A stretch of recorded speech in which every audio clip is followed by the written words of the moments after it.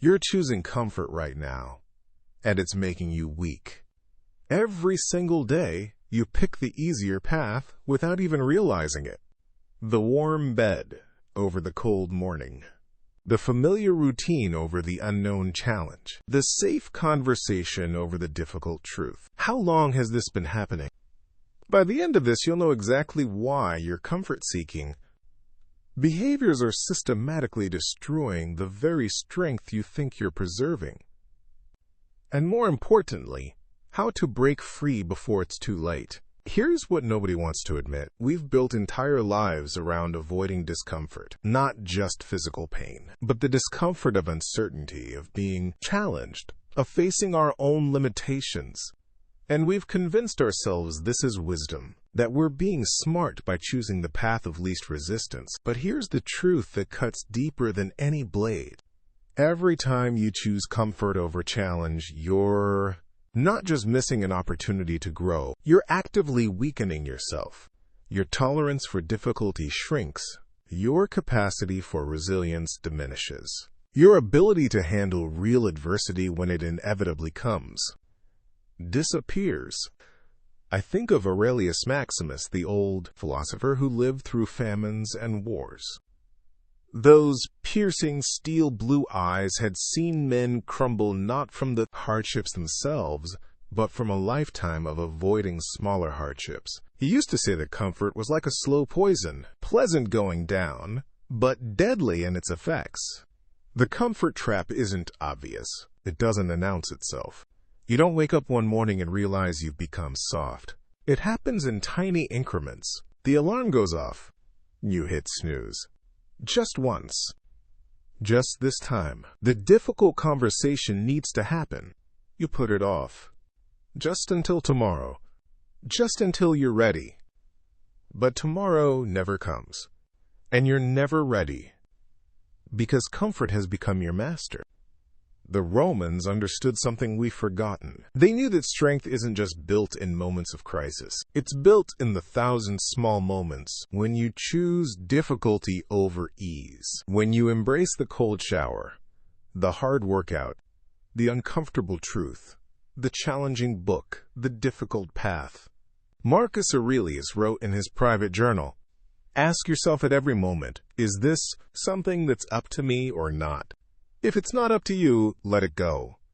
If it is up to you, act with virtue and wisdom." But here's what most people miss about that. Acting with virtue and wisdom is almost always the harder choice in the moment. Virtue isn't comfortable. Wisdom isn't easy. Courage doesn't feel good. They require you to step into discomfort willingly, repeatedly, systematically. I've watched this pattern destroy people who could have been extraordinary. They had the intelligence. They had the opportunities. They had the resources.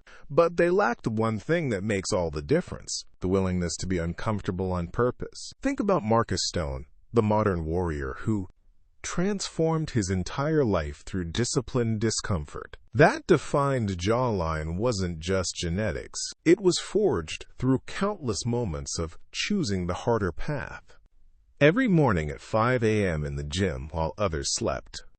Every difficult conversation he didn't avoid. Every challenge he leaned into instead of around. He learned what the Stoics knew, that comfort is not a destination. It's a trap. But here's where it gets interesting. The way out isn't to punish yourself. It's not about becoming a masochist or rejecting all pleasure. It's about understanding the difference between comfort as recovery and comfort as escape. Recovery comfort serves your strength. The rest after intense training. The peace after handling a difficult situation. The satisfaction after completing a challenging task. This comfort is earned. It makes you stronger. Escape comfort weakens you. The entertainment that helps you avoid important work. The easy choice that lets you skip growth. The path of least resistance that keeps you small. This comfort is stolen from your future self. The Stoic approach is simple but not easy. Start choosing discomfort on purpose. Not suffering for its own sake, but strategic discomfort that builds your capacity. Take the cold shower. Have the difficult conversation. Wake up when the alarm goes off. Do the workout when you don't feel like it. Read the challenging book instead of scrolling. Choose the harder path when both lead to the same destination.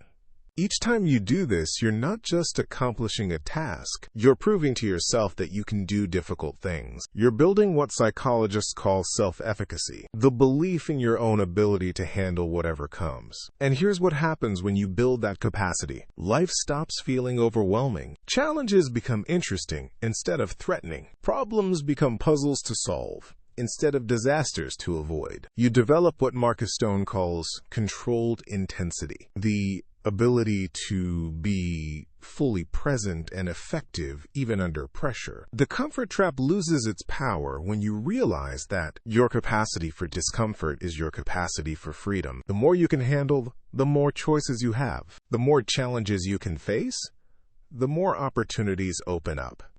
The stronger you become, the more life you can live. This isn't about perfection. It's about direction.